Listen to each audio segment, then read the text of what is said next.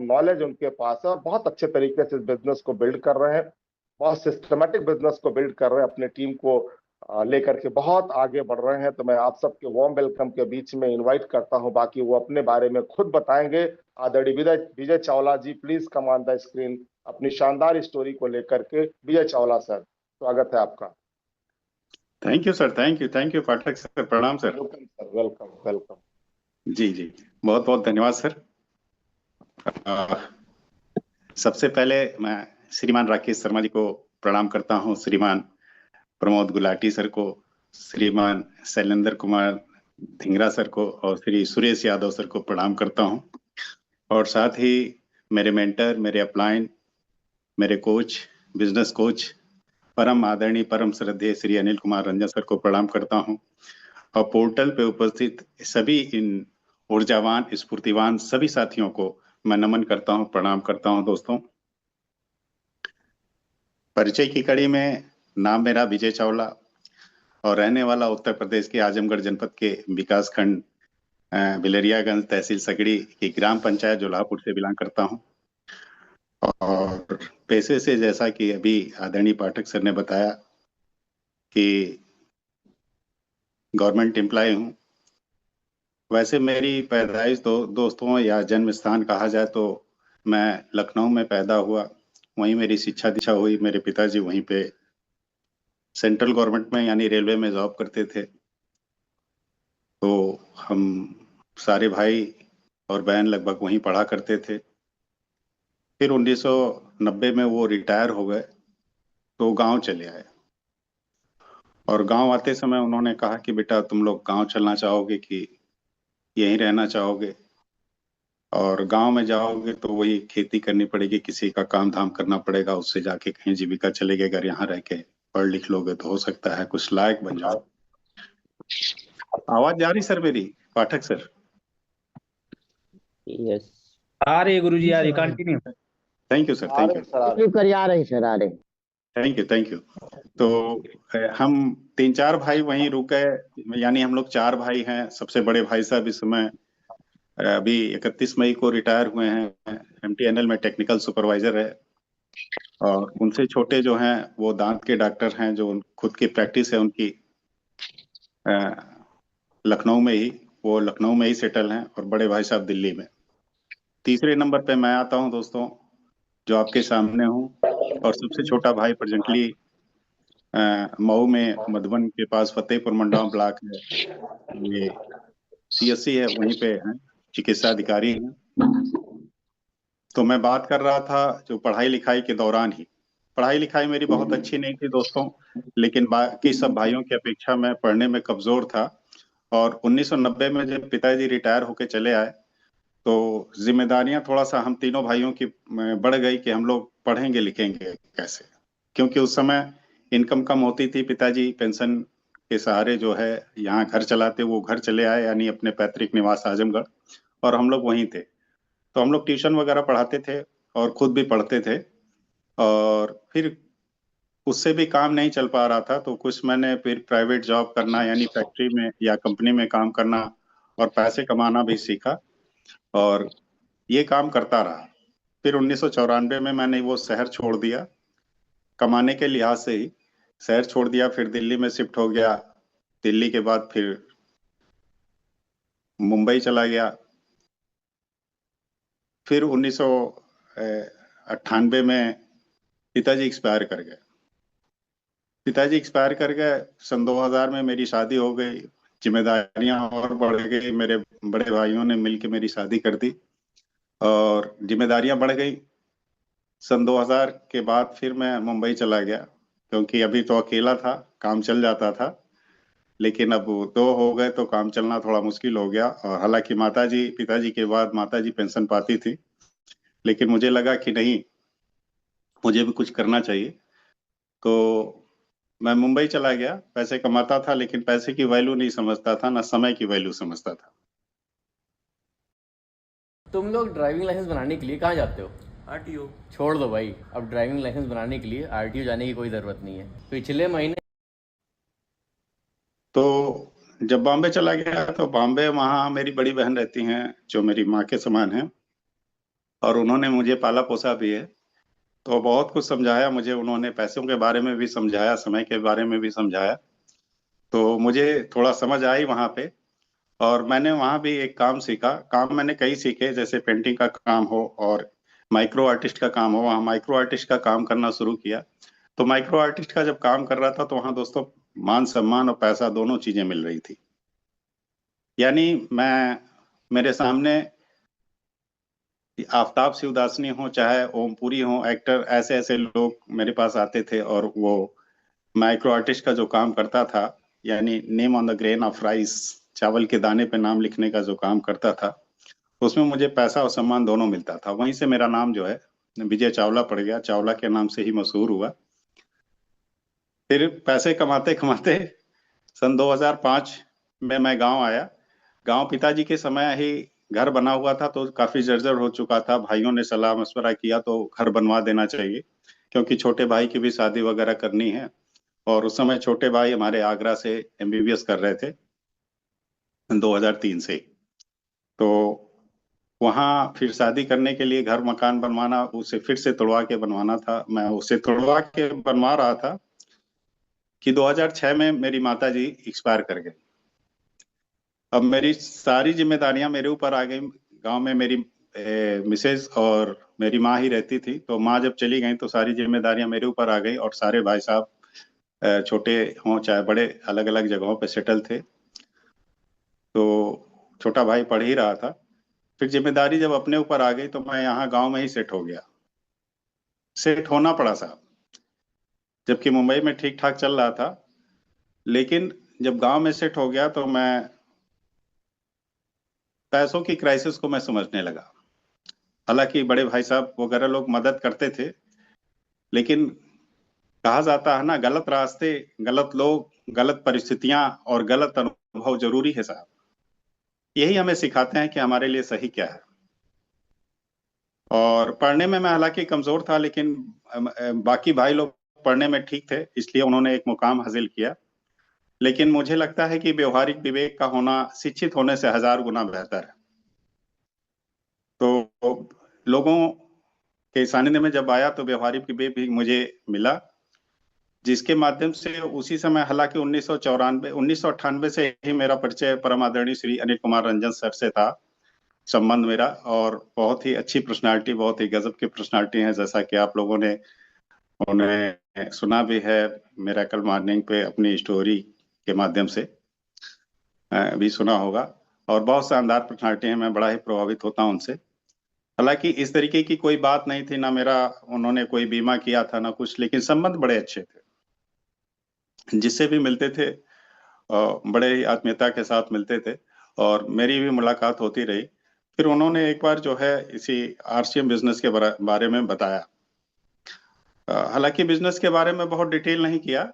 उन्होंने कहा, अपने घर पे बुलाया और बताया कि विजय जी, हम लोग एक काम कर रहे हैं और चाहते हैं कि हम तो लोग कई जगह साथ में रहे, यहाँ भी हम लोग साथ में ही मिलके बिजनेस करते हैं इस बिजनेस। तो जो भी पेपर की जरूरत थी उस समय, फोटोकॉपी वगैरह लगता था, जो पेपर सेंड करना होता था कोरियर के माध्यम से, मैंने सेंड कर दिया, मतलब दे दिया सर जी को, और उन्होंने आईडी जनरेट कर दी। लेकिन फिर भी मैंने इसको सीरियसली नहीं लिया। और उसके पहले दोस्तों, मुझे जब पैसे की क्राइसिस महसूस हुई, तो जैसे शहर में था, शहर में कमाने के तमाम संसाधन होते हैं, लेकिन गांव में उस तरीके की व्यवस्था नहीं होती है। गांव में या तो खेती है या तो किसी की मजदूरी जाके करो, और ये मैंने कभी किया नहीं था, तो बड़ी जिल्लत झेल रहा था। फिर मैंने नौकरी के बारे में सोचा। नौकरी हालांकि कभी मैं करना नहीं चाहता था, क्योंकि मुझे जो पैसे कमाने का तजुर्बा या अनुभव हो गया था शुरुआती दौर से ही, कम या ज्यादा, करीब 18 साल की उम्र से ही, इसलिए मुझे समझ में नहीं आ रहा था ये काम। लेकिन फिर भी नौकरी महसूस होने लगा कि पैसों की जरूरत है, तो यहाँ पे रह के जीरो से लेके मैंने नौकरियों के बारे में फार्म भरना शुरू किया, और सन 2000 में मुझे नौकरी यानी सरकारी मुलाजिम बना। और अब जाके अनुभव होता है कि हर नौकरी की दो खासियत होती है। पहला, ना भूखा मरने देगी ना तरक्की करने देगी, और दूसरा, जवानी से उठाएगी बुढ़ापे में पटक देगी। ये नौकरी की खासियत है, जैसा कि अभी पाठक सर भी बता रहे थे। अब मुझे भी पता चलता है नौकरी थका रही है, उम्र भी घटा रही है। अमीरी मुमकिन नहीं, ये तनख्वाह बता रही है। तो नौकरी के बाद सन 2009 में मैं नौकरी में आया, और उसके बाद से सर जी ने बताया, आदरणीय रंजन सर ने, लेकिन मैंने इसको सीरियसली नहीं लिया। सीरियसली न लेने का ये नतीजा रहा कि काफी दिन मैं इससे बाहर रहा। वो बार बार लेकिन मुझे फॉलो अप करते रहे।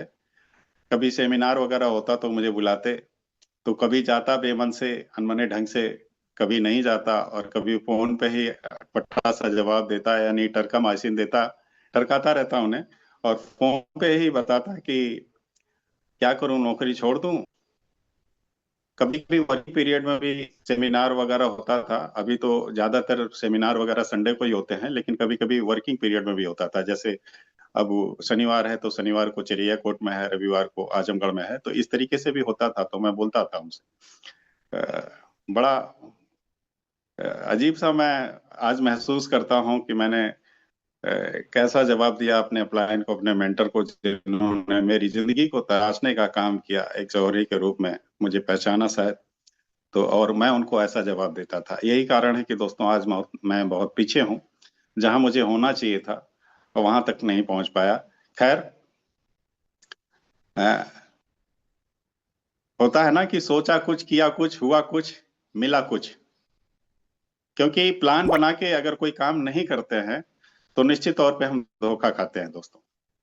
कोई छोटे से छोटा काम हो, बड़े से बड़ा काम हो, अगर प्लान बना के, योजना बना के अगर हम काम करते हैं, लक्ष्य बना के काम करते हैं, तो एक बड़े मुकाम और बड़ी उपलब्धि और सफलता अर्जित कर सकते हैं।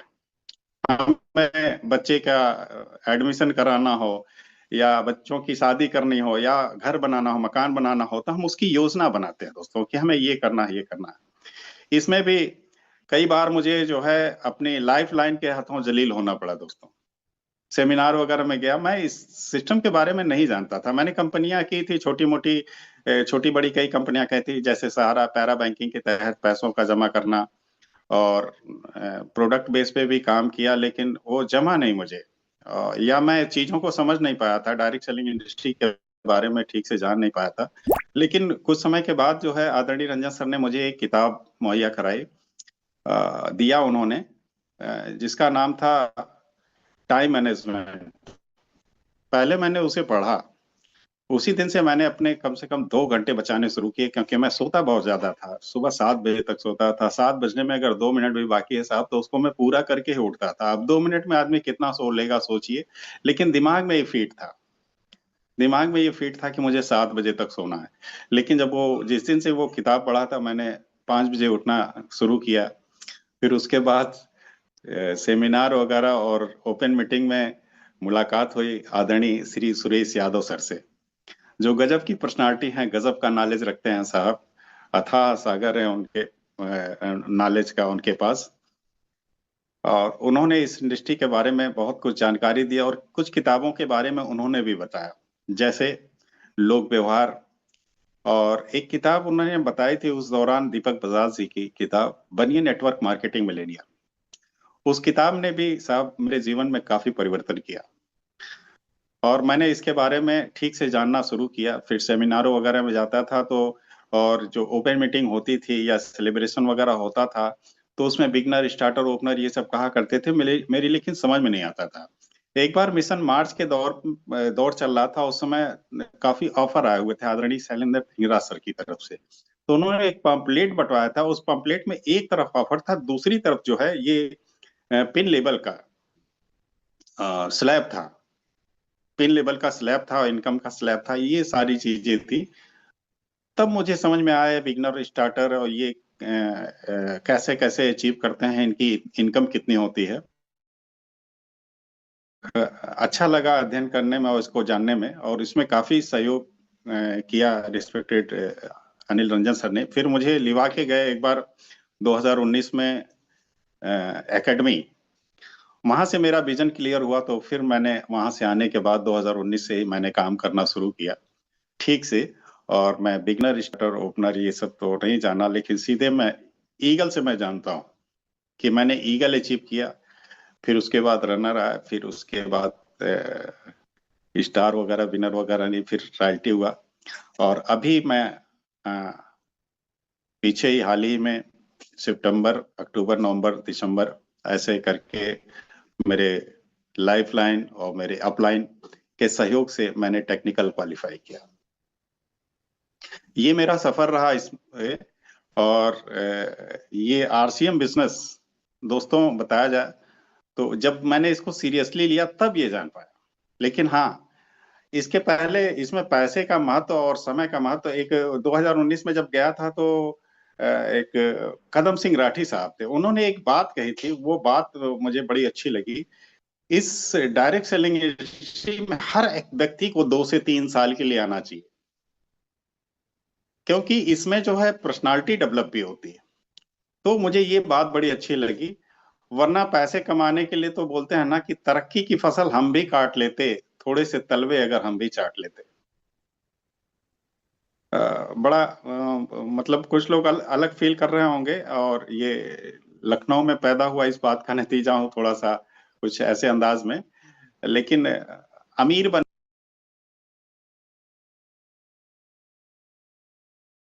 अनम्यूट होगा सर, म्यूट कीजिए। गुरुजी आवाज बंद हो गई आपकी।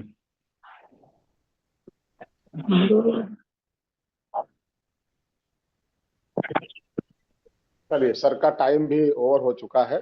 धन्यवाद सर, बहुत शानदार स्टोरी रही विजय चावला सर की, और बहुत कुछ सीखने को मिला सर से। जैसे कि टाइम से उठना, आरसीएम बिजनेस ने उनको टाइम मैनेजमेंट सिखा दिया, आरसीएम बिजनेस ने उनको गांव से शहर में ला दिया, और गांव की सोच से एक बड़ी सोच ला दिया उनके अंदर। और आज देखिए एक शानदार पर्सनालिटी, हैंडसम पर्सनालिटी दिख रहे हैं आप सबको। तो ये आरसीएम की देन है साथियों, और आरसीएम ऐसे ही बदल देता है आप सबको, हम सबको। तो आइए आज की इस मीटिंग के हम लोग साथियों दूसरे पड़ाव पे चलते हैं, जहां पर कि हम जो हमारे पास प्रोडक्ट